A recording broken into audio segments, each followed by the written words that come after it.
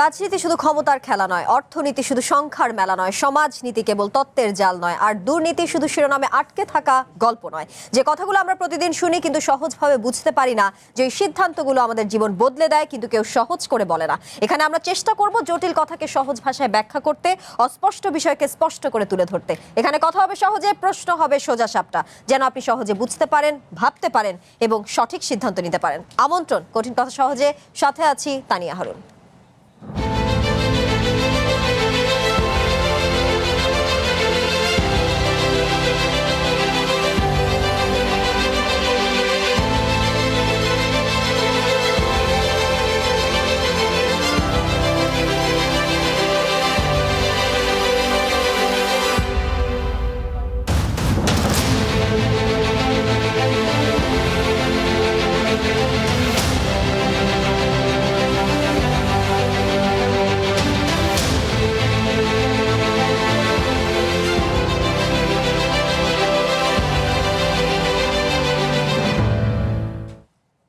ছয় মাস আগে ধ্বংসস্তূপের ওপর দাঁড়িয়ে দেশ পুনর্গঠনের অঙ্গীকার নিয়ে যাত্রা শুরু করেছিল বিএনপি নেতৃত্বাধীন সরকার। আজ 6 মাস পূর্তিতে সরকারের মন্ত্রী উপদেষ্টাদের বক্তব্যে উঠে এসেছে সাফল্যের নানা দাবি। নতজান পররাষ্ট্রনীতির অবসান, অর্থনৈতিক সংস্কার, বিনিয়োগ বান্ধব পরিবেশ, জ্বালানি খাতে অতিরিক্ত বরাদ্দ, আইন শৃঙ্খলা ও আইনের শাসন প্রতিষ্ঠা এবং নির্বাচনী প্রতিশ্রুতি বাস্তবায়নের অগ্রগতি। কিন্তু এই সরকারের আত্মমূল্যায়নের বিপরীতে প্রশ্নও রয়েছে।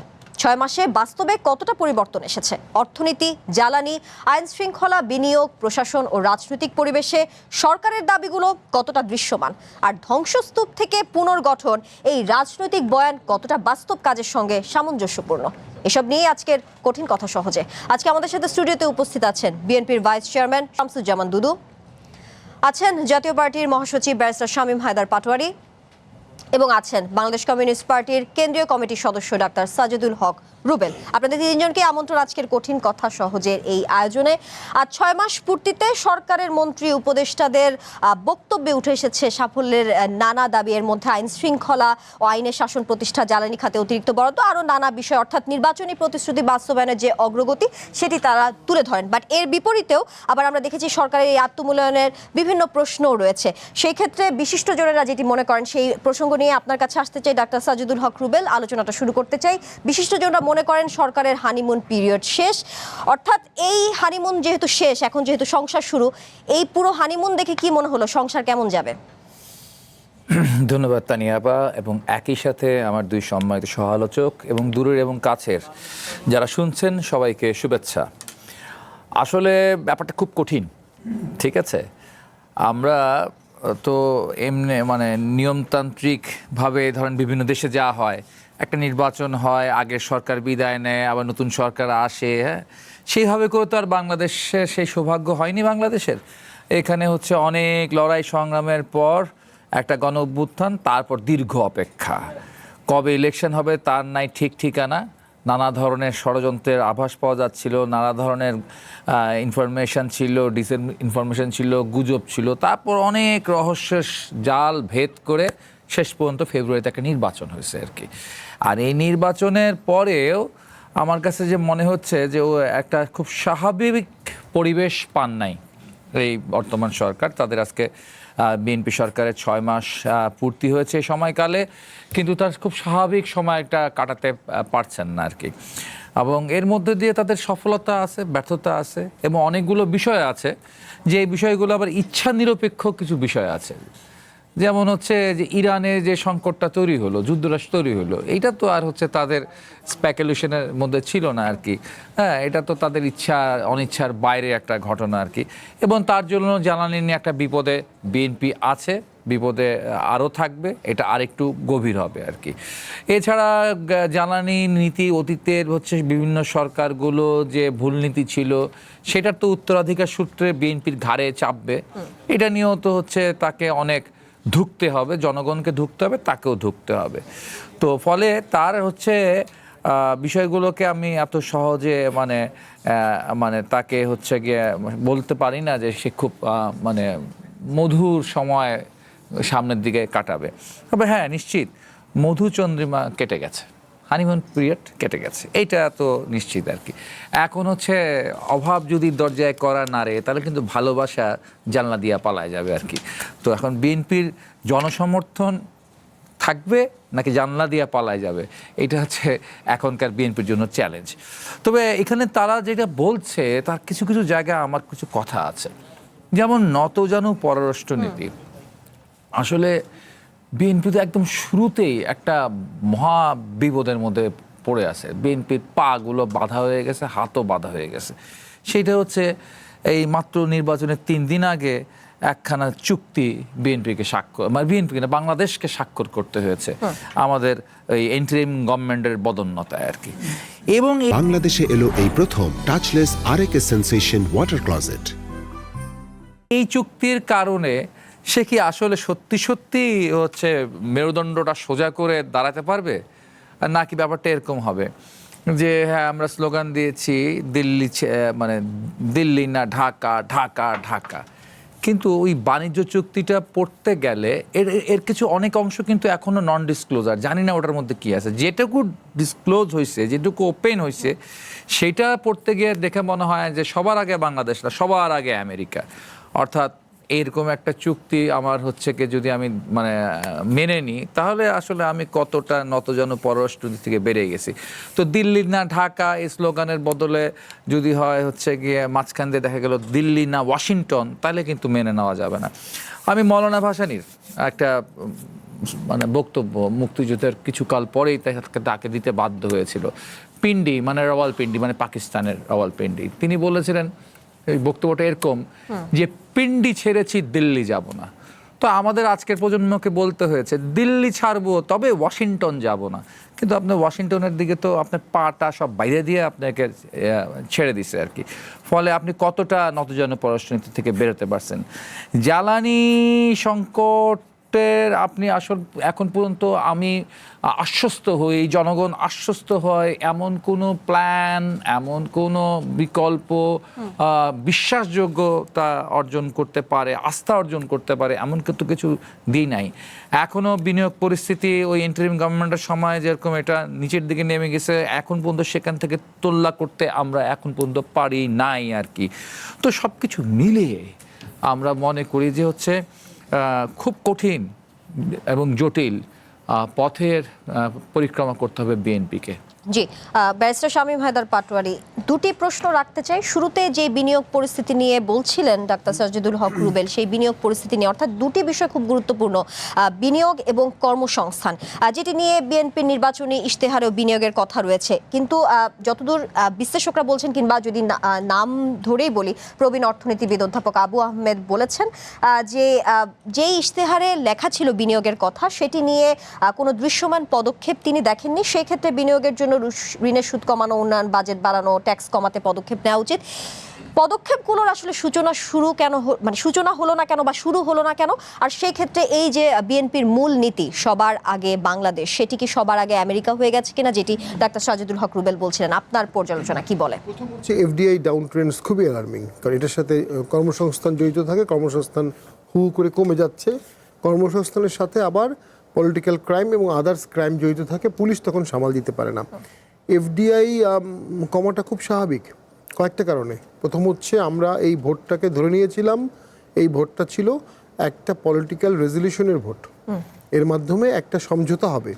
জিয়াউর রহমান যখন ভোট করলেন উনি সমঝোতার মাধ্যমেই করেছিলেন সবাইকে নিয়ে। এরশাদ স্যারও ভোট করেছিলেন, বিএনপি ভোট করেনি, বাকিরা সমঝোতা ছিল। 88-তে বিএনপি আওয়ামী লীগ কেউ ভোট করেনি, তাও একটা সমঝোতা ছিল। তো প্রত্যেকটি ভোটেই কিন্তু একটা পলিটিক্যাল সমঝোতা হয়।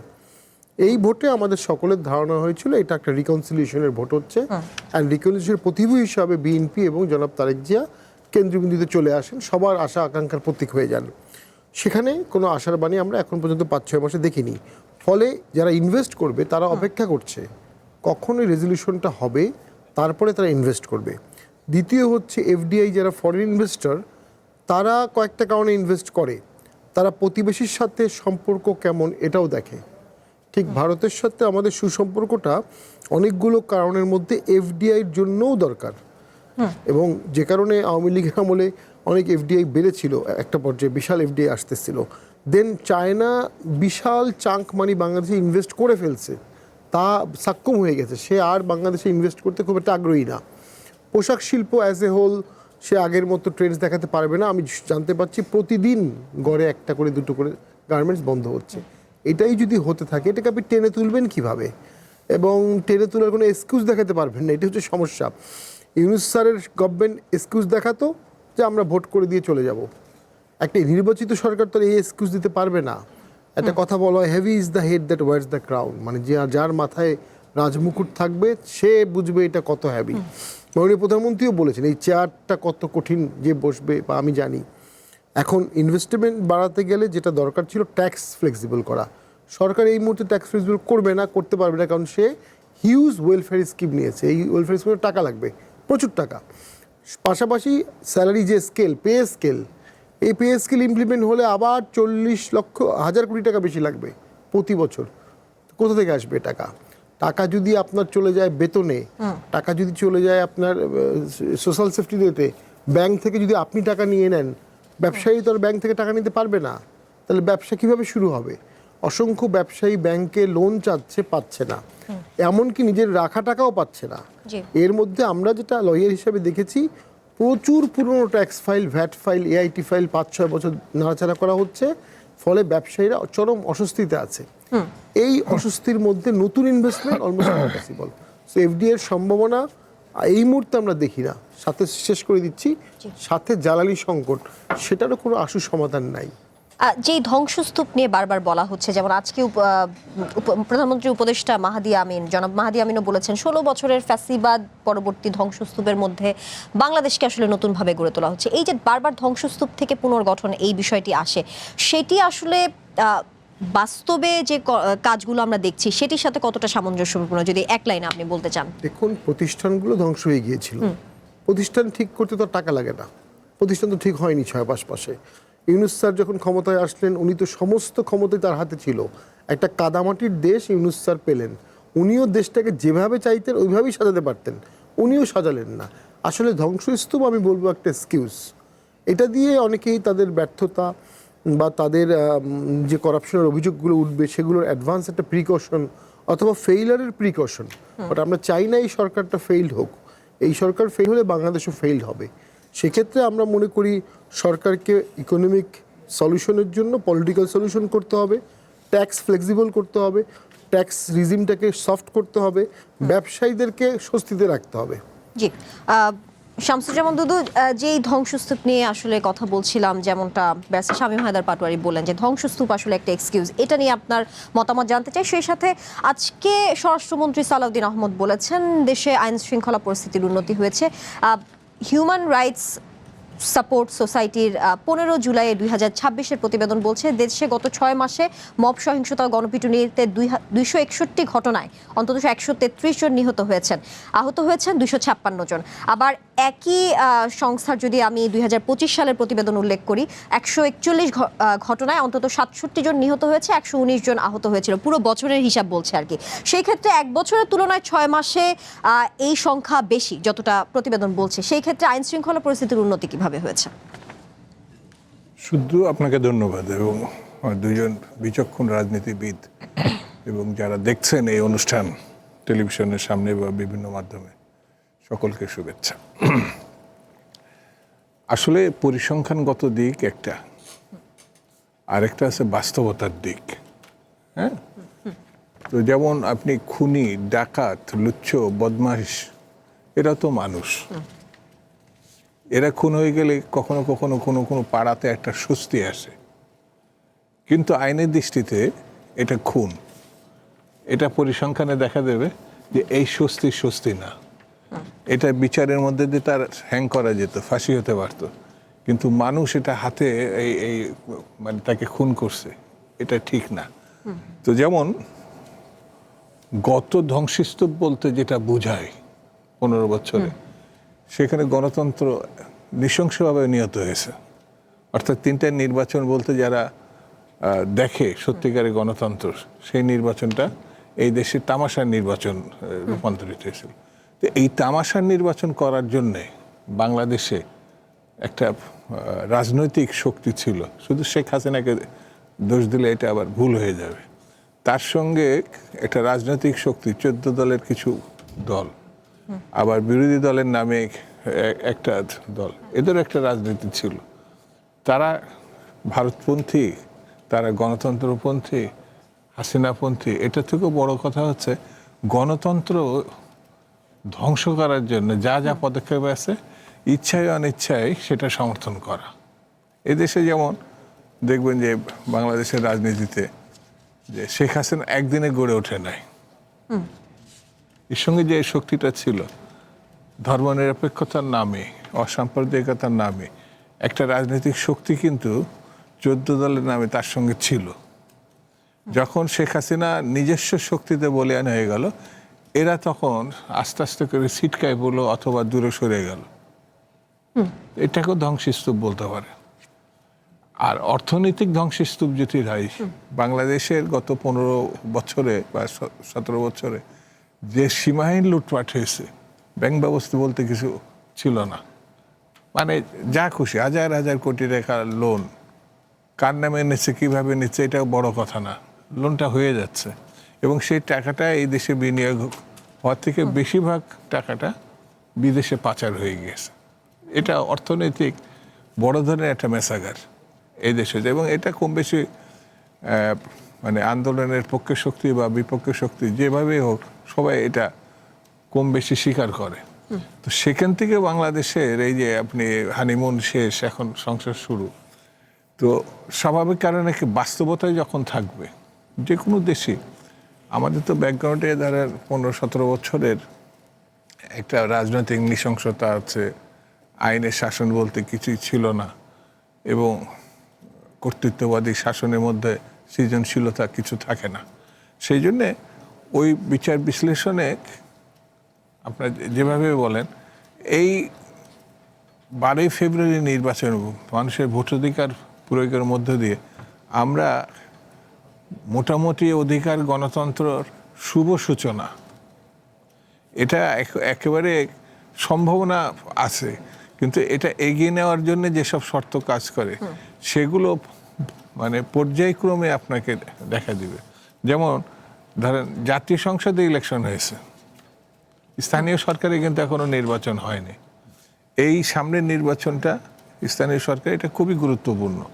সেই জায়গায় যেমন ধরেন এই কি বলে 12ই ফেব্রুয়ারি নির্বাচন সবাই মিলে করছে, অনুপস্থিত বা নিষেধাজ্ঞা যে কোনোভাবে হোক, ব্যর্থতার কারণে হোক, আওয়ামী লীগ এই জায়গায় ছিল না। কিন্তু আওয়ামী লীগ ছিল না, একটা শক্তি কিন্তু আছে যে আওয়ামী লীগের উপস্থিতি ছাড়া গণতন্ত্র একেবারেই সম্পূর্ণ। তো ও তো গণতন্ত্র শক্তিই না। এখনো পর্যন্ত শেখ হাসিনা মানে পার্টি প্রধান, 3 বারের দাবিদার প্রধানমন্ত্রী, এখনো পর্যন্ত তারা কিন্তু এই সব কিছু ধ্বংসের নিয়ামক গুরু হচ্ছে ওই গত প্রধানমন্ত্রী, কিন্তু তিনি এটা মনেই করেন নাই। তো স্বাভাবিক কারণে এই গণহত্যাকারী বলেন, যুগশ্রেষ্ঠ লুটেরা বলেন, যাই বলেন, সে কিন্তু তার অবস্থানে এখনো শক্ত করে আছে। তার মানে হাসিনা, তার দল, তার নীতি নির্ধারক, তারা এখনো পর্যন্ত রাজনীতির শক্তিতে নাই, কর্তৃত্ববাদের মধ্যেই আছে। তো কর্তৃত্ববাদ গণতন্ত্রের সহায়ক কোনো শক্তি না। সেই জন্য আমার কাছে মনে হয়েছে সূচনা শুভ হয়েছে, আগামী দিনে এটা সাফল্যের মুখ দেখবে। জি, পররাষ্ট্রনীতি অর্থাৎ নতজানু নীতির অবসান নিয়ে আসলে যদি একটু কথা বলতে চাই, সেক্ষেত্রে সরকার চীন এবং মালয়েশিয়ার সঙ্গে সম্পর্ক জোরদার, 17টি সমঝোতা এবং তিস্তা মহাপরিকল্পনায় চায়নার সহযোগিতাকে কূটনৈতিক সাফল্য হিসেবে দেখাচ্ছে। সেই ক্ষেত্রে সমঝোতা স্মারক আর বাস্তব যেই প্রকল্প বাস্তবায়ন যেটাকে বলে, সেটা তো এক বিষয় নয়। 6 মাসে কি এমন কোনো ফল আপনি দেখাতে পারবেন যে, বা আপনি বলতে পারবেন যেটাকে আসলে সরাসরি কূটনৈতিক অর্জন বলা যায়?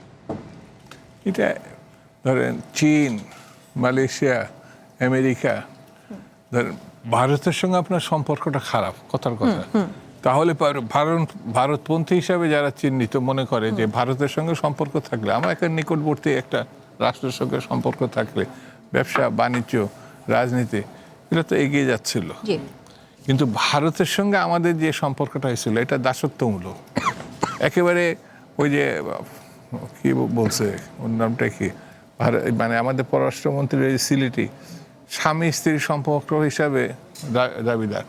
আরেকভাবে বলছে যে আমাদের একজন বিরোধী দলের নেতা জি। যে ভারতের সঙ্গে আলোচনা ছাড়া আমি এই ব্যাপারে কিছু বলতে পারবো না।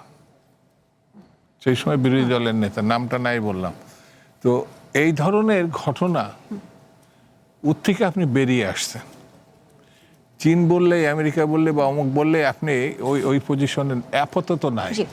তো সেই কারণে আমার কাছে মনে হয় যে মানে পররাষ্ট্রনীতির ক্ষেত্রে আপনি এক ধরনের মুক্তির জায়গায় আসছেন। এখন ভবিষ্যতে আপনার কোন দিকে আপনি যাবেন, নাকি সকলের সঙ্গে বন্ধুত্ব, কারোর সঙ্গে শত্রুতা না, এই নীতিটা ধরেন বিএনপি বিশ্বাস করে।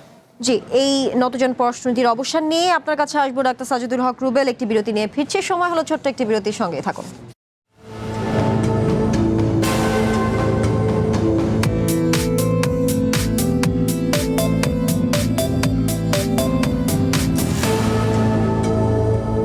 বাংলাদেশে এলো এই প্রথম টাচলেস আরএকে সেন্সেশন ওয়াটার ক্লজেট।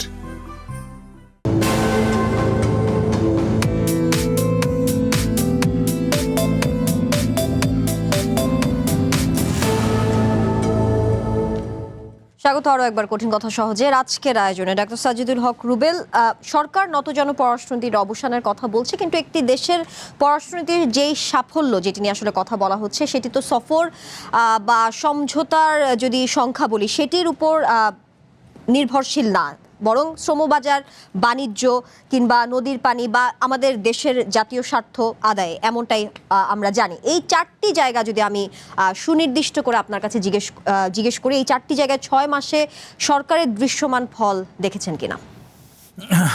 ধন্যবাদ।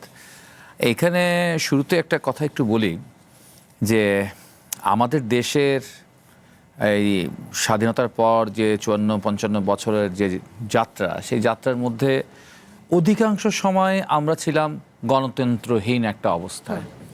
অধিকাংশ সময়, এটা নট অনলি 17 বছর, অধিকাংশ সময় আমরা বলা যায় হচ্ছে আমার দেশের শাসকরা হচ্ছে গিয়ে চেপে বসে থাকতো আমাদের মাথার উপরে, এবং আমরা সেটা লড়াই সংগ্রাম করেছি। বিভিন্ন সময় বিভিন্ন শাসকের বিরুদ্ধে আমরা লড়াই করেছি, এবং সেই লড়াইয়ের পরে আমরা যেটা দেখেছি বা এই লড়াইয়ের মধ্যে যে মূল একটা জায়গা, সেই জায়গায় দেখবেন যে যখন হচ্ছে শাসকদের জনগণের কাছে দায়বদ্ধতা ছিল না, যখন জনগণের ভোটের প্রয়োজন হতো না, খুব রিসেন্ট উদাহরণ যেমন হচ্ছে গিয়ে 14 থেকে শুরু, 14 বলেন, 18 বলেন এবং 24 বলেন, যেগুলোতে হচ্ছে আসলে মানুষের ভোটের দ্বারা আপনার ক্ষমতা আসার প্রয়োজন ছিল না, ঠিক সেই সময় শাসক দল টিকে থাকতো 3টি শক্তির, অপশক্তির উপর নির্ভর করে। একটি হচ্ছে গিয়ে আপনার এই দুর্নীতিবাজ সামরিক বেসামরিক আমলাতন্ত্রের উপরে, আর একটা থাকতো হচ্ছে ওই যে লুটেরা ব্যবসায়ী সিন্ডিকেট মজুদদার, এদের উপর নির্ভর করে। আর একটা মহাশক্তির মহা অপশক্তি, সেটা হচ্ছে বিদেশি শক্তির উপর নির্ভর করে থাকতো।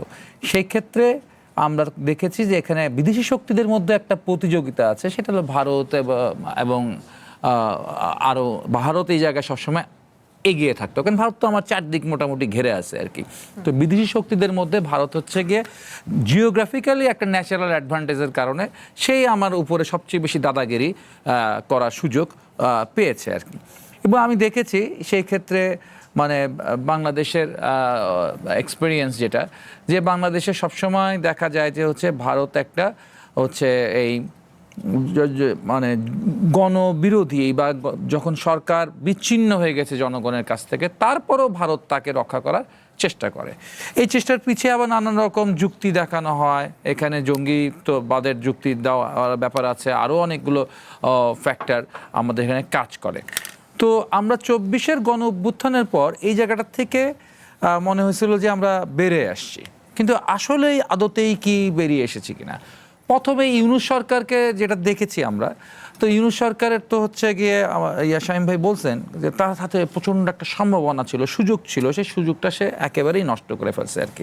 একটা সময় তো ছিল যখন সবাই তার পক্ষে ছিল, একটা নির্দিষ্ট সময় ছিল, তারপর একে একে একে সবাই হচ্ছে কি তার বিরোধী একটা অবস্থানে এসেছে।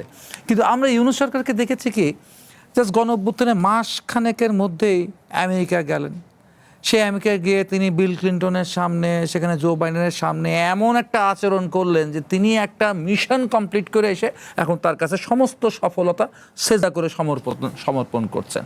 কোথা থেকে কাকে ধরে নিয়ে এসে বলেন মাস্টার মাইন্ড, কাউকে আবার সে হঠাৎ করে তার মাথায় কে বুদ্ধি দিল এটা নাকি একটা ম্যাটিকুলাস প্ল্যান। এইসব বইলা গণ অভ্যুত্থানের স্পিরিটটাকে তিনি নিজে হাতে আমেরিকায় বসে হত্যা করছেন। এবং এই যে মানে নতজানু হওয়ার যে প্রক্রিয়া, সেই প্রক্রিয়া থেকে আমরা তো মনে করেছি, বিশ্বাস করেছি ওই সময় যে বিএনপি একটা জোরদার শক্তি, বিএনপি একটা জাতীয়তাবাদী শক্তি, এবং এই শক্তি হচ্ছে গিয়ে রুখে দাঁড়াবে। এই শক্তি কিন্তু রিয়্যাক্ট করেছে, ওই সময় রিয়্যাক্ট করেছে। আমরা দেখেছি বিএনপিকে যখন হচ্ছে গিয়ে আমরা বামপন্থীরা ওই করিডোর, মানবিক করিডোরের বিরুদ্ধে আওয়াজ তুলেছি, আমরা যখন বন্দর অভিমুখে লং মার্চ করছিলাম তখন বিএনপিও কিন্তু হচ্ছে সেখানে ভোকাল দিয়েছে, বিএনপি ওখানে কথা বলেছে। বিএনপি কিন্তু একসময় রজার রহমান কথা বলেছে, একসময় তার পদত্যাগ দাবি করেছে। অর্থাৎ বিএনপি সেই ভয়েসটা, একটা ন্যাশনালিস্ট, একটা প্যাট্রিয়টিক ভয়েস নিয়ে কিন্তু বিএনপি সেই সময় দাঁড়িয়েছিল, ঠিক আছে। এবং নির্বাচনের জন্য, মানুষের ভোটাধিকার ফিরিয়ে নিয়ে আসার জন্য যে লড়াই, সেই লড়াইয়ের জন্য হচ্ছে ডিসেম্বরের মধ্যে, 25 ডিসেম্বরের মধ্যেই নির্বাচন চাই, এই একটা স্ট্যান্ডে বিএনপি শক্ত অবস্থান নিয়েছিল। তারপর লন্ডন বৈঠক হলো, তারপরে একে একে এমন একটা ব্যাপার হয় যে অনেকগুলো রহস্যময় ব্যাপার, যেগুলো আসলে আমরা বুঝে উঠতে পারি না আর কি। যার পদত্যাগ চাইলেন উপদেষ্টা হিসাবে, তাকেই আপনি আবার হচ্ছে কি আপনার মিনিস্টার বানায় ফেলাইলেন। এইগুলো বিষয়গুলো বুঝি না। তখন আমাদের মনে হয় কি যে কোথা থেকে বোধহয় বিএনপির পিছনে কোনো অদৃশ্য শক্তি বিএনপিকে হচ্ছে গিয়ে নিয়ন্ত্রণ করবার চেষ্টা করে, বা তাকে এক ধরনের চাপ দেওয়ার চেষ্টা করে। বিএনপি তার বিরুদ্ধে স্ট্রাগল করে হয়তো, কিন্তু সেই স্ট্রাগলটা তাদের হচ্ছে গিয়ে অনেকটা আমাদের কাছে, সাধারণ জনগণের কাছে বা অন্যান্য রাজনৈতিক ইয়ার কাছে সেই স্ট্রাগলটা আমার মনে হয় অনেক সময় পরিষ্কার করা হয় না। ফলে আমার সেই বক্তব্য খুব আজও কানে বাজে যে বাংলাদেশে ফিরে আসা শুধুমাত্র আমার উপর নির্ভর করে না, আমার ইচ্ছার উপর নির্ভর করে না।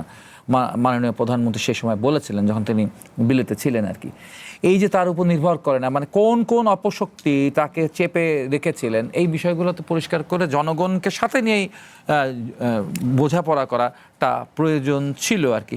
আমি দেখি যে আপনার পররাষ্ট্রমন্ত্রী আপনাকে খুব বিব্রতকর অবস্থায় ফেলে দিল, খুব বিব্রতকর অবস্থায় ফেলে দিল। কারণ বাংলাদেশের মানুষ এটা প্রথম থেকে, এবং আমরাও বক্তৃতাতে বলেছি, রাজপথে বলেছি, টকশোতে বলেছি যে বিএনপিকে হচ্ছে হাত পা বেঁধে ফেলে দিছে হচ্ছে ইউনূস সরকার। খাট করে আমাদের পররাষ্ট্রমন্ত্রী বলে বসলো যে না না, বিএনপি জানতো, জামাতও জানতো, জামাত তো হচ্ছে পোল্ট্রি খাওয়া দল, সে মুখের উপর পোল্ট্রি খেয়ে বসছে তাদের আমির সাহেব, না আমরা জানি না, আমরা বাণিজ্য চুক্তি জানি না। কিন্তু বিএনপি হ্যাঁও বলতে পারে না, নাও বলতে পারে না। কি একটা বিব্রতকর অবস্থা। এই বিব্রতকর অবস্থায় যিনি ফালাইলেন তাকেও মনে একটা ইমিউনিটি দিয়ে রাখছেন, ইন্ডিমিউনিটি দিয়ে রাখছেন। তিনি যা ইচ্ছা তাই করবেন আর কি।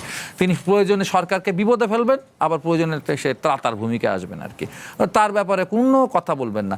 এই কারণে আমরা তো বলি যে হ্যাঁ, ভারতের বিষয় আশা দিয়ে এমন কথা, বিষয়টা দেখতে হবে এখানে শুধু জনগণের মধ্যে সস্তা আবেগ ছড়াইলেও হবে না, কিন্তু খুবই সস্তা ব্যাপার, খুবই সহজ ব্যাপার ভারত বিরোধী একটা বক্তৃতা দেওয়া, ঢাকায় বসে থেকে, বিভিন্ন জায়গায় বসে থেকে।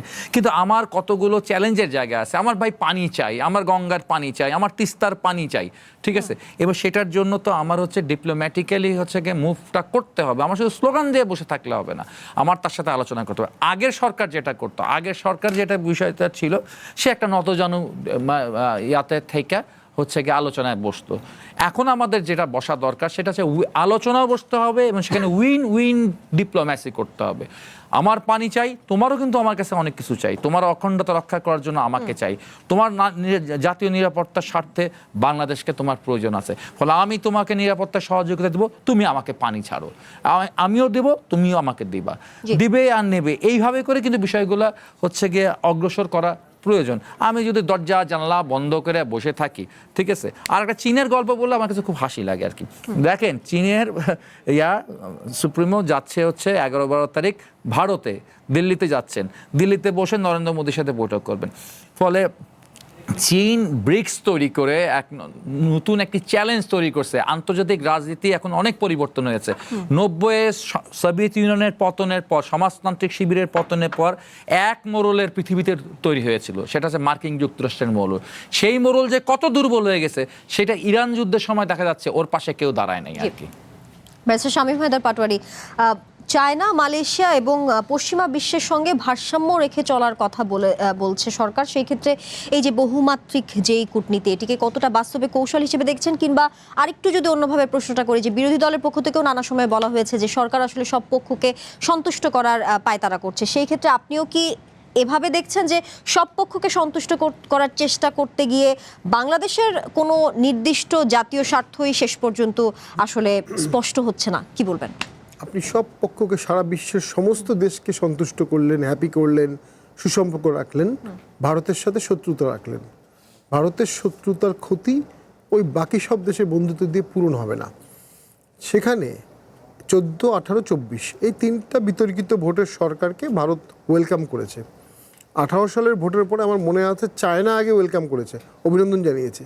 18 সালের ভোটের পরে চায়না জানালো, তার 2 ঘন্টা পরে ভারত জানালো। তো 24-এও জানিয়েছে চায়না, আমেরিকাও জানে। হ্যাঁ, তো সেই ক্ষেত্রে আমি মনে করি তখন একটা ছিল এই রিজিয়নে আমেরিকা দেখতো ভারতের লেন্স দিয়ে কমপ্লিটলি, যে কারণে আমেরিকা ইনক্লুসিভ ভোট সবসময় চেষ্টা করেছে, কিন্তু চেষ্টা জোরদার ছিল না। পিটার হাসের যে দৌড়ঝাঁপটা আমরা 23 সালে দেখেছি, আমরা 13 সালে সেই দৌড়ঝাঁপ দেখেছি, কিন্তু সেখানে খুব একটা স্ট্রং বাইটিং পাওয়ার ছিল না। ইনফ্যাক্ট 23 সালে আমি নিজেই পিটার হাসকে জিজ্ঞেস করেছিলাম যে তোমরা তো সব কিছুই করো, শেষ পর্যন্ত দেখছি ইন্ডিয়া বলার পরে তোমরা আর কিছু করো না। তখন পিটার হাস 23 সালে বলে যে আমি আমার 1 ঘন্টার বক্তব্যে ভারত শব্দটা উচ্চারণও করিনি।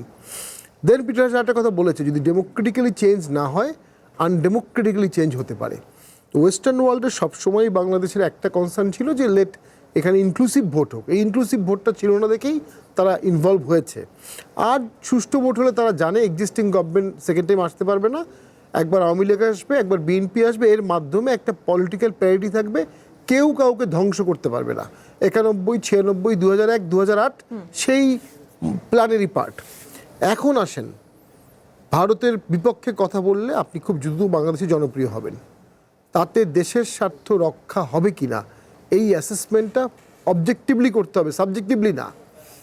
এবং অবশ্যই যেহেতু আওয়ামী লীগ সরকারের ম্যান্ডেট ছিল না, ভারতের সাথে তাদের অনেক অন্তরঙ্গতা থাকলেও সঠিক দর কষাকষিতে অনেক সময় তারা সঠিক দর কষাকষি করতে পারেনি, কারণ জনভিত্তি এবং ভোট ছিল না। সেখানে কিন্তু বিএনপির হাতে ম্যান্ডেট আছে, যদিও আমরা মনে করি এই ভোটটাও সুষ্ঠু না, কিন্তু ম্যান্ডেট আছে। ম্যান্ডেট সম্পন্ন একজন প্রাইম মিনিস্টার এত ওয়ার্ম ওয়েলকাম পাওয়ার পরে গেলে দেশের জন্য অনেক কিছু আনতে পারবেন, অনেক কিছু। এবং আমি যেটুকু পত্রপত্রিকা দেখে বুঝি বা দীনেশ ত্রিবেদী হাসি থেকে বুঝি, ভারত সর্বোচ্চ খোলা মনে বিএনপির সাথে বন্ধুত্ব করতে চাচ্ছে। হয়তোবা ইতিহাসে কোনোদিনও ভারত এত খোলা মনে বিএনপির সাথে বন্ধুত্ব করতে চায়নি। ভারত কেন চাচ্ছে সেটার পিছনে কারণ আছে, সে এই জায়গায় স্ট্যাবিলিটি চায়, এই জায়গায় ডিস্টেবিলাইজড হলে তার ক্ষতি আছে। এই জায়গায় ডিস্টেবলিশ হলে কি বাংলাদেশের ক্ষতি হবে না? অনেক ক্ষতি হবে। হ্যাঁ, ভারত বলতে পারে শেখ হাসিনাকে ফেরত দেওয়ার কথা অথবা আওয়ামী লীগ রিভাইভার কথা, সেটা তো আলোচনা হতেই হবে। সাথে গঙ্গা চুক্তি আছে, বাণিজ্য চুক্তি আছে। আর প্রথমে আমি যে কথাটা বললাম, পৃথিবীর অসংখ্য দেশ বাংলাদেশে ইনভেস্ট করার আগে দেখবে ভারতের সাথে আমাদের রিলেশনটা কী, কারণ ট্রান্সশিপমেন্ট আছে। অনেকগুলো প্রোডাক্টের ক্ষেত্রে আমাদের দিল্লি, ক্যালকাটা, মুম্বাই এয়ারপোর্ট ব্যবহার করতে হয়, খুব সম্ভবত বন্ধ হয়ে আছে এখনও। তো এই জিনিসগুলো তো ইন্টারলিঙ্কড। আমি খুব সহজে যে কেউ বলতে পারি যে আমি ভারতের বিরুদ্ধে যুদ্ধ করব, দিল্লি দখল করব। দেখুন ডক্টর ইউনূস স্যার যখন আসলেন তখন তো ভারত বিরোধী জোয়ার সর্বোচ্চ, এবং দিল্লি দখল করা হবে, ক্যালকাটা হাঁটতে হাঁটতে দখল করে ফেলা হবে, ম্যাপ বদল করে ফেলা হবে। এগুলো ইউনূস স্যারের ঠেকানো উচিত ছিল, উনি ঠেকাতে পারেননি। এবং সেটার ফলটা হয়েছে কি, পরবর্তীতে উনি ভারতের সাথে সম্পর্ক ভালো করতে চেয়েছেন, কিন্তু ভারত বলেছে নির্বাচিত সরকার ছাড়া তারা আর কোনো আলোচনা করবে না, যেটার সম্পূর্ণ অ্যাডভান্টেজ জনপ্রিয় দল হিসেবে বিএনপি পেয়েছে। আমি মনে করি ভারত যদি বলতো we are comfortable with doctor Yunus, তাহলে আরও 5 বছর ভোট হতো না। বাই ডিফল্ট বিএনপি কিন্তু ভারত এবং ইউনূস দ্বন্দ্বের বাই প্রোডাক্ট, মানে এই গভর্নমেন্টটা। জি, শামসুজ্জামান দুদু, ডাক্তার সাজিদুল হক রুবেল এবং ব্যারিস্টার শামীম হায়দার পাটোয়ারি দুজনের বক্তব্যকে কোট করে যদি বলি, যেমনটা বলছিলেন তারা যে কোনো অপশক্তি বিএনপির পেছনে অদৃশ্য শক্তি হিসেবে আছে কিনা, কিংবা কারা আসলে বর্তমান প্রধানমন্ত্রী তারেক রহমানের দেশে ফেরা নিয়ে তখন চাপে রেখেছিলেন, সেগুলো নিয়ে কেন স্পষ্ট অবস্থান বিএনপির নেই। সেক্ষেত্রে পররাষ্ট্রমন্ত্রীর ভূমিকা নিয়েও আসলে সবসময় আমরা সমালোচনা শুনি, তখনকার ইন্টারিম গভর্নমেন্ট থেকে এখন কেন মন্ত্রী হলেন। বাণিজ্য চুক্তি নিয়ে যেই সমালোচনা আছে সেগুলো নিয়ে আপনার মন্তব্য এই মুহূর্তে জানতে চাচ্ছি। আমার বিবেচনায় বিএনপি যাতে নির্বাচনের মধ্যে দিয়ে ক্ষমতায় না আসতে পারে সেই বিষয়টি কিন্তু মানে 3টা নির্বাচনে আমরা লক্ষ্য করছি। বিএনপি একটা ভালো নির্বাচন চাইছে, মানুষের ভোটাধিকার চাইছে, এবং বিএনপির বিশ্বাস ছিল যে মানুষের সমর্থনটা বিএনপি পাবে যদি ভালো নির্বাচন হয়। তাহলে পরে এই দেশে একটা মানে 8 সালের আগে কিন্তু একটা প্রবণতা তৈরি হয়ে গেছিল যে একবার বিএনপি আসছে, সেখানে বিরোধী দল হিসেবে আওয়ামী লীগ আসছে, আবার আওয়ামী লীগ আসছে, বিরোধী দল হিসাবে বিএনপি আসছে, অর্থাৎ একবার বিএনপি একবার আওয়ামী লীগ। এই ঘটনাটা কিন্তু আমরা বেশ একাধিকবার দেখেছি। এটা কন্টিনিউ করতে মহল বিশেষ দেয় নাই, যে জায়গাটা একটা সময় ব্রেক হয়ে গেছে। শেখ হাসিনা এই 3বার মানে নির্বাচন দেখাইছে বটে, কিন্তু সেটা নির্বাচন হয় নাই। তো এই গণতান্ত্রিক জিনিসটা এটা কিন্তু একেবারে শুরু থেকে, যেটা রুবেল সাহেব কিছুটা বলছেন যে 72-র পরে যখন প্রথম আমরা স্টার্ট করলাম, শেখ মুজিব রহমান সাহেব দেশে আসলেন, তো সেটা গণতান্ত্রিক ধারাটা কিন্তু অব্যাহত ছিল, কিন্তু খুব অল্প সময়ের মধ্যে মানে কোনো রকম বিরোধিতা, সরকারের সমালোচনা খুব অল্প সময়ের পরেই কিন্তু এটা সহ্য করা হয়নি। একটা সময় তো একদলই করে ফেলা হলো। তো সেই যে পদচ্যুত হলো, মানে গণতন্ত্র থেকে বিচ্ছিন্নতা আসলো, সেটার পরিণতি আমরা খুব ভয়াবহভাবে দিয়েছে। বিশেষ সেই পরিণতিটা শেখ মুজিবুর রহমান সাহেবের পরিবারও দিয়েছে। তো এখন একটা পর্যায়ে আমরা আসছি, এই যে গত 12ই ফেব্রুয়ারি নির্বাচনের মধ্য দিয়ে বিএনপি যদি সব জায়গায় রিঅ্যাক্ট করতো, সেই অবস্থানগুলোর মধ্যে থাকতো, এমন অনেক ঘটনা আছে যেখানে আমরা সমর্থন দিছি, কিন্তু পরবর্তীতে আমরা ব্যাখ্যা করছি যে একটা নির্বাচনের স্বার্থে আমরা এই জিনিসগুলো চাইছি, বা এই যাতে নির্বাচনটা পিছানো না হয়। যেটা আপনার খেয়াল আছে নিশ্চয় যে ইটালি গিয়ে মিস্টার ডক্টর ইউনূস সাহেব বললেন যে জনগণ তার 50 বছর চায়, নিদেন পক্ষে 10 বছর চায়, তিনি তো 5 বছর থাকতেই পারেনি। তার মানে কি নির্বাচনের ভাবনা নেই। কিন্তু তার 90 গণঅভ্যুত্থানে আমরা ছাত্রকর্মী ছিলাম, 90-এর মধ্যে আমরা একজন জাস্টিসকে পাইছিলাম, চিফ জাস্টিসকে, জনাব শাহাবুদ্দিন সাহেবকে। তিনি কিন্তু শর্তাধীনে সেই সময় দায়িত্ব নিয়েছিলেন এরশাদ সাহেবের যখন গণঅভ্যুত্থানে পতন ঘটলো, এবং সেই সময় উনি 90 দিনের মধ্যে ইলেকশনটা করে উনি ক্ষমতাটা তৎকালীন নির্বাচিত দলকে দিলেন। সেটা বেগম জিয়া সেখানে প্রধানমন্ত্রী হলেন। লক্ষণীয় বিষয় আছে, উনি কিন্তু আবার চিফ জাস্টিস হয়ে গেলেন। তো এরকম দৃষ্টান্ত আমাদের ছিল। কিন্তু ডক্টর ইউনূস সাহেবের সংস্কারের নামে আমি জানি না কি কি সংস্কার হয়েছে, এটা কুটি কুটি বের করা খুব কঠিন। তবে এই 18 মাস তিনি নিয়ে ফেলছেন।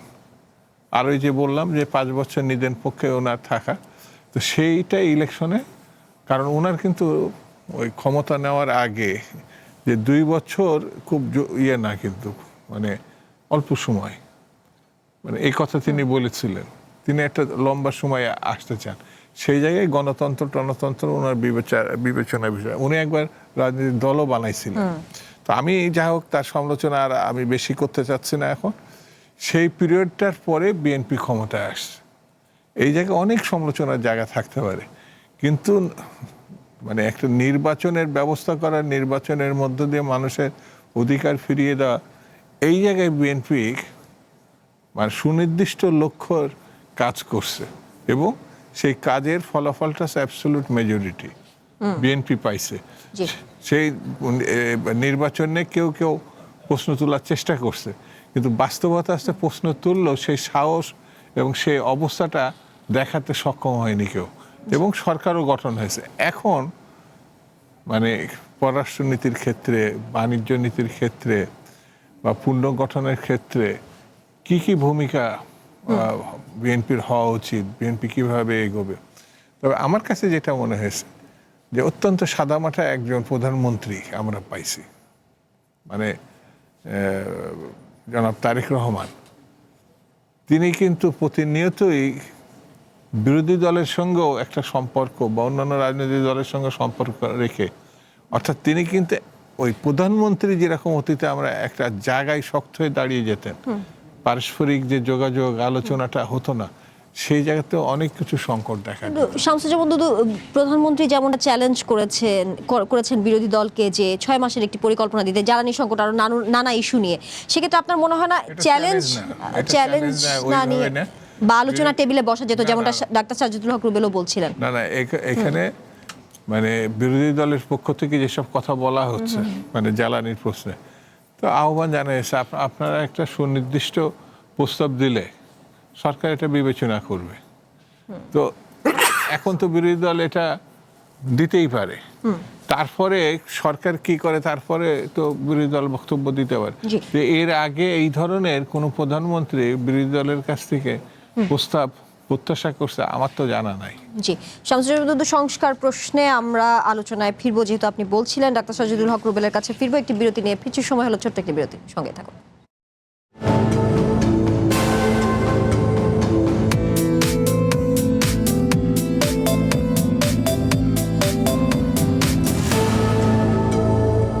বাংলাদেশে এলো এই প্রথম টাচলেস আরএকে সেন্সেশন ওয়াটার ক্লজেট।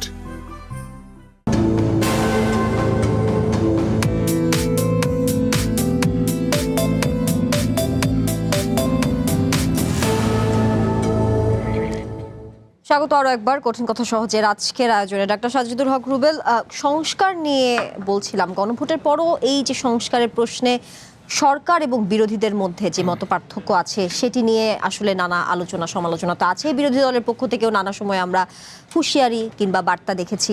সংস্কারের নামে যদি মানবাধিকার, পুলিশ, বিচার বিভাগ নিয়ে কথা বলি, বা নির্বাচন কমিশন বা প্রশাসনের কাঠামোতে যদি মৌলিক পরিবর্তন না আসে, সেই ক্ষেত্রে এই যে সংস্কার নিয়ে কথা হচ্ছে, সেটিকে আদৌ জুলাইয়ের আকাঙ্ক্ষা পূরণ করবে কিনা, নাকি পুরনো রাষ্ট্র ব্যবস্থায় আসলে নতুন নামে ফিরে আসবে, সেই শঙ্কা রয়ে যায়? ধন্যবাদ। এখানে আসলে একটু কষ্টের কথা বলতে হয় আর কি। সেটা হচ্ছে যে একটা পরিবর্তন অনিবার্য ছিল, ঠিক আছে? পরিবর্তনটা শুধু হচ্ছে শাসক দলের পরিবর্তন না, ঠিক আছে? একটা শাসন ব্যবস্থার পরিবর্তন আমাদের রাজনৈতিক সংস্কৃতি, রাষ্ট্র ব্যবস্থার একটা পরিবর্তন দরকার ছিল। কিন্তু এই পরিবর্তনটা নিয়ে হচ্ছে আমার মনে হয় যে আমরা একটা খুব প্যাচের মধ্যে পড়ে গেছি। আমাদের হচ্ছে বিএনপি, তার তো একটা নিজস্ব 31 দফা 32 দফার একটা সংস্কারের প্রস্তাব আছে, সেই প্রস্তাবটাকেও তারা ইমপ্লিমেন্ট করতে চায়। এবং একই সাথে এই যে জাতীয় ঐক্যমত্য কমিশনের সে দীর্ঘ যে ম্যারাথন মিটিং হয়েছে, সেই মিটিংয়ের মধ্যে বহু জায়গায় বহুত কিছুতে আছে বিএনপি সহমত। সেই বিএনপি যে সমস্ত বিষয়ে সহমত, সেটাও বিএনপি বাস্তবায়ন করতে চায়। কিন্তু বিএনপির করবার স্টাইলটার সাথে আপনার হচ্ছে কি এখন সংসদে যারা বিরোধী দল, তাদের আবার একটা বড় পার্থক্য আছে। এমনকি মানে শব্দটা এই জায়গায় এসছে, দুটো শব্দের মধ্যে একটা ঠেলাঠেলি লেগে গেছে। একটা শব্দের নাম হচ্ছে সংশোধনী, একটা শব্দের নাম হচ্ছে সংস্কার। এই সংস্কার আর সংশোধনীর মধ্যে যে হচ্ছে গিয়ে মানে লড়াই, এই লড়াইটা লড়তে গিয়ে মানে বলেন রাজায় রাজা যুদ্ধ করে, আর নল খাগড়ার অবস্থা 12টা বাজে। আমরা জনগণ এবং অন্যান্য রাজনৈতিক দলগুলো একটা নল খাগড়ার মতো অবস্থা হয়ে গেছে, এবং আলটিমেটলি যেটা দেখা গেছে কিছুই হচ্ছে না, কিছুই হবে না, এই জায়গায় এসছে। তবে কতগুলো জায়গায় আমার মনে হয় বিএনপি একটু করে সুযোগ দিয়ে ফেলছে হচ্ছে জামাত এনসিপিকে।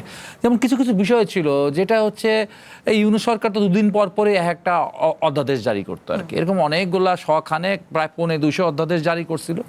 সেই অধ্যাদেশের মধ্যে অনেকগুলো অধ্যাদেশ বিএনপি রিসিভ করেছে, কিন্তু কিছু কিছু অধ্যাদেশের ক্ষেত্রে বিএনপির উচিত ছিল কনজারভেটিভ না হয়ে এইটা হচ্ছে গিয়ে একটু ডেমোক্রেটিক্যালি রিসিভ করা আর কি। তারেক রহমান তো অনেকগুলো অ্যাপ্রোচে ডেমোক্রেটিক, এটা যে দুদু ভাই বলছেন, এটা মেনে নিতে হবে যে তিনি কাপড় চোপড় পরার থেকে মানে শার্ট পরার থেকে শুরু করে আপনি দেখবেন যে তিনি একটা হাওয়াই শার্ট পরেন, তার মন্ত্রীরা মনে হয় সবাই হাওয়াই শার্ট পরে না, তারা কোটটাই পরে আর কি। কিন্তু তিনি খুব সিম্পলি মানুষের সাথে ডাউন টু আর্থ মিশার চেষ্টা করছেন আর কি। এবং সেই জায়গায় যদি কয়েকটা জিনিসের ক্ষেত্রে, এই যেমন হচ্ছে সচিবালয়, এই যে বিচার বিভাগীয় সচিবালয়ের যে ব্যাপারটা ছিল, ওটা ওভাবেই রাখা দরকার ছিল, ওটা পরিবর্তন করার দরকার কোনো মতেই ছিল না। বিচার বিভাগের স্বাধীনতাটা আপনি নিশ্চিত করতেন, তখন আপনি চাপ দিতেন আইনের শাসনের, তখন আপনি মবকে বন্ধ করতে পারতেন। কিন্তু এখন হচ্ছে যে ওই মবওয়ালারা কি বলবে, এই আমরা তো এখনো বিচার বিভাগ স্বাধীন হয়নি, ফলে আমরাই নিজের হাতে বিচার করে মানুষ মেরে ফেলাবো। ঠিক আছে, অর্থাৎ আইনের শাসনের দিকে আপনি যেতে পারছেন না। আপনি মানবাধিকার যে ব্যাপারটা সবচেয়ে বেশি সাফার করছে, হ্যাঁ আমাদেরও মানুষ মারা গেছে, ঠিক আছে, আমারও সাথে আমরা একসাথে ছাত্র ইউনিয়ন কেন্দ্রীয় কমিটি ছিলাম, KM শামীম আক্তার, তাকে তো হচ্ছে গুম করে ফেলছে। তবে সবচেয়ে বেশি গুম হয়েছে, সবচেয়ে বেশি খুন হয়েছে, সবচেয়ে বেশি গুলি খাইছে, সবচেয়ে বেশি জেল খাটছে, সবচেয়ে বেশি তলকি কাটছে বিএনপি। মানবাধিকার সবচেয়ে বেশি লঙ্ঘিত হয়েছে বিএনপির উপরে। সেই বিএনপি মানবাধিকার কমিশন সম্পর্কে আওয়ামী লীগের করা সিস্টেমের মধ্যে যদি থাকেন, তাহলে তো খুবই এটা হতাশার জায়গা হয় আর কি। এবং এই যে ব্যাপারগুলো, এরকম ছোট ছোট ব্যাপার আছে যেগুলো যেন সংস্কার করার ব্যাপার নাই। বিএনপির স্ট্যান্ড খুবই সঠিক ছিল যে সে সাংবিধানিক পথেই সব কিছু পরিবর্তন করবে, বাংলাদেশের সংবিধানকে আপহোল্ড করেই বিএনপি অগ্রসর করছে। এই জায়গায় বিএনপি একটা জনগণের কাছে একটা ভালো সমর্থন পেয়েছে। জনগণ বিএনপিকে এমপি হিসেবেই ভোট দিয়েছে, বিএনপি সংসদ সদস্যদেরকে। ওই সংবিধান সংস্কার কমিটি বা MLA হিসেবে তাকে ভোট দেয় নাই। এবং তারাও বলছে আমরা এমপি ভোটেই দাঁড়াইছি, আমরা সংসদ নির্বাচনে দাঁড়াইছি। সবাই সংসদ নির্বাচন করলো, হঠাৎ দেখেছি শপথ নিতে হবে 2টা। বিএনপি সে জায়গায় খুবই কারেক্ট এবং স্মার্ট সিদ্ধান্ত নিয়েছিল। কিন্তু নেওয়ার পরে এই অধ্যাদেশগুলো যখন হচ্ছে তার হচ্ছে অ্যামেন্ড করার প্রশ্ন আসলো, সেইখানে সে এমন কিছু জিনিসগুলোর ক্ষেত্রে খুবই আমার মনে হয় পুরনো স্টাইল অবলম্বন করছে। এবং পুরনো স্টাইল অবলম্বন করার মধ্যে দিয়ে যেটা হলো, এই যে বাংলাদেশের সংবিধান বিরোধী যে শক্তি এখন সংসদে ঢুকে গেছে। 20 সেকেন্ডে শেষ করবেন। জি 20 সেকেন্ডে শেষ করবেন, সময় স্বল্প আছে। সরি, এই সংবিধান বিরোধী যে শক্তি, মানে যারা বাংলাদেশ বিরোধী শক্তি, মুক্তিযুদ্ধের সময় তারা বাংলাদেশ বিরোধী ছিল, আজও তারা বাংলাদেশ বিরোধী, তারা একটু রাজনীতি করার সুযোগ পেয়ে গেছে। এই সুযোগটা দেওয়া উচিত হয় না বিএনপির। জি, ব্যারিস্টার শামীম হায়দার পাটোয়ারি, সংস্কার প্রশ্নে যদি বলি, গণভোটের পরও যে সংস্কার প্রশ্নে সরকার এবং বিরোধী দলের যে মত পার্থক্য বাড়ছে এবং বেড়েই চলেছে, আমরা দেখেছি নির্বাচন পরবর্তী সময়ে আমরা দেখেছি বিরোধী দল এ নিয়ে সক্রিয় অবস্থান রেখেছেন। সেই ক্ষেত্রে এটির আসলে পরবর্তীতে রাজনৈতিক যেই সংঘাত, সেটির ইস্যুতে পরিণত হওয়ার শঙ্কা নিশ্চয়ই দেখছেন। সেই ক্ষেত্রে বিচার বিভাগের স্বাধীনতা নিয়ে বলছিলেন ডাক্তার সাজ্জাদুল হক রুবেল। বিচার বিভাগের স্বাধীনতা নিশ্চিত হলে কি আপনিও কি একমত যে এই যে মব বা অরাজকতা বা আইনের শাসন নিশ্চিত, সেটি আসলে সম্ভব হতো এবং বিএনপির এখানে আসলে স্পষ্ট অবস্থান আসলে জনগণের কাছেও প্রতিষ্ঠিত হতো? অবশ্যই, মানে বিএনপি নিজেই যেগুলোর ভিকটিম হয়েছে, বিএনপি সেগুলো নিজেই সংশোধন করছে না, যেটা আমার ভাইও বললেন, আমাদের সাজ্জাদুল হক রুবেল ভাই। তার মধ্যে একটা উদাহরণ তো সুপ্রিম কোর্ট সচিবালয়, আমাদের চোখের সামনে একটা সচিবালয় গড়ে উঠলো, কাজ করছে, স্টার্ট করছে, সাইনবোর্ড লাগিয়েছে, এটা সরিয়ে দেওয়া হলো। এইটা বিএনপি ঠিক হয়নি। তবে সংস্কারের ক্ষেত্রে যেটা তারা করছে, সাংবিধানিকভাবে সংস্কার করছে, আপনার সংস্কার সংশোধনীর মাধ্যমেই করতে হবে। সংস্কারের মাধ্যমে সংশোধনী হয় না, সংশোধনীর মাধ্যমেই সংস্কার হয়। অর্থাৎ পার্লামেন্টে বিল যাবে, বিলের মাধ্যমেই সংবিধান অ্যামেন্ডমেন্ট হবে। কতটা বিএনপি করবে I don't know. As of today আমার মনে হয়েছে তাদের যথেষ্ট পরিমাণ সংস্কারের ইচ্ছা আছে। আর মাননীয় প্রধানমন্ত্রীর সাদামাটা চলাফেরা, তার মৃদু হাসি এবং গুড ব্যবহার একটা পলিটিক্যাল অ্যাসেট। এইটাকে ক্যাশ করে এখন পর্যন্ত বিএনপি আছে। কয়দিন থাকতে পারবে যদি মানে ইনোভেটিভ না হয়, ডিসরাপটিভ না হয়, রেভলিউশনারি না হয় গভর্নমেন্ট, তাহলে কিন্তু কিছুদিন পরে একটা অবলিভিসেন্স প্রবলেম হবে। অর্থাৎ ওই যে মানুষের স্মৃতি থেকে সরে যাবে, আওয়ামী লীগের দুঃশাসন একটু একটু করে সরে যাবে, আর বর্তমান যে সুশাসনের অভাব, বিদ্যুৎ, জ্বালানি, তেল, চাকরি নাই, ট্রাফিক, এইগুলো, গ্যাস, এইগুলো বাড়বে। তো সেইখান থেকে অবশ্যই সরকারকে দেশটাকে উত্তোলন করতে হবে। জি, শামসুজ্জামান দুদু, একদম শেষ পর্যায়ে আমরা আলোচনায় যেই মানবাধিকার লঙ্ঘনের কথা বলছিলেন ডাক্তার রুবেল, সেই মানবাধিকার লঙ্ঘন হয়েছে কিংবা সংস্কারের ক্ষেত্রে আসলে সেই জায়গাটায় যদি আওয়ামী লীগের যেই পথ, সেটি যদি অনুসরণ করা হয় যেমনটা বলছিলেন, সেক্ষেত্রে বিরোধী দল যেই প্রসঙ্গ বারবার তারা বলেছেন যে বিএনপি সরকার ইতোমধ্যে ফ্যাসিবাদের পথে হাঁটা শুরু করেছে। তাদের এই বক্তব্য তাহলে যুক্তি কি পাওয়া যাচ্ছে কিনা? বিরোধী দল, জি, বিরোধী দল বলছেন নানা দলের মতো এত বড় ফ্যাসিস্ট এই ভূভারতে আছে কিনা, বাংলাদেশে না। ভূভারতে যারা সবকিছু ব্যাখ্যা করে, তাদের নিজেদের মতো করে কোরআনের নামে যে অপব্যাখ্যা করে, এবং 71 সামনে খালি বারবার বলবে 71 বারবার বাদ দেন না কেন, এটা তো অনেক দিন আগে হয়েছে। এইটাই মাইল ফলক যে ওখান থেকে তাদের রাজনীতি শুরু, এমন না, প্রতিষ্ঠাকালীন থেকে এ পর্যন্ত বিরোধী দল নিয়ে কথা যত কম বলা যায় তত ভালো। আর একটা জিনিস পরিষ্কার করে বলি, সময় কম, সেটা হচ্ছে বিএনপি কিন্তু সংস্কার বলেন, সংশোধনী বলেন, অক্ষরে অক্ষরে পালনের কথা কিন্তু বিএনপি বলেছে। সেই জায়গা থেকে এখনো পর্যন্ত সরে নাই। আর এখানে রুবেল সাহেব যেটা বললেন সেটা কিন্তু বাস্তবতায় যে এই দেশে গণতান্ত্রিক আন্দোলনে বিএনপি সহ বেশ কয়েকটি রাজনৈতিক দল যারা মানে নির্যাতন শুধু না, হত্যা, গুম, সেখানে বিএনপির যেহেতু বড় সংগঠন, বিএনপির সংখ্যা বেশি, বিএনপি করছে, সেখান থেকে বিএনপি সরে যাবে মানে এই ইয়ে থেকে, এটা কিন্তু বলেনি। সেটি বিএনপির মতো করে করবে, অর্থাৎ ডক্টর ইউনূস যেটা অধ্যাদেশের মাধ্যমে শেষ করতে চাইছে, এটা তো অধ্যাদেশের বিষয় না, এটা পার্লামেন্টে নিয়ে গিয়ে আপনাকে আলোচনার মধ্য দিয়ে এই সংশোধনীগুলো এনে এটা মীমাংসা করবে। সেই জন্য আমার মনে হয় না যে অবিশ্বাস করার কিছু জি আছে। নিশ্চয়ই। আপনাদের তিনজনকে ধন্যবাদ আজকে আমাদেরকে সময় দেওয়ার জন্য। আজকের মতো এখানে শেষ করছি। এতক্ষণ সঙ্গে থাকার জন্য ধন্যবাদ সবাইকে।